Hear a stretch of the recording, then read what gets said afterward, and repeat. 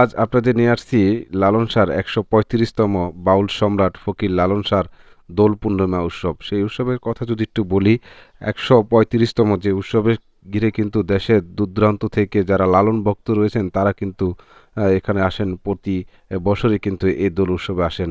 সেই উৎসবকে কেন্দ্র কিন্তু করে লালনের যে মাজার পাশে রয়েছেন, যে আখড়া রয়েছে সেই আখড়াতে কিন্তু লালন ভক্ত যারা রয়েছেন দেশের বিভিন্ন অঞ্চল থেকে আসেন।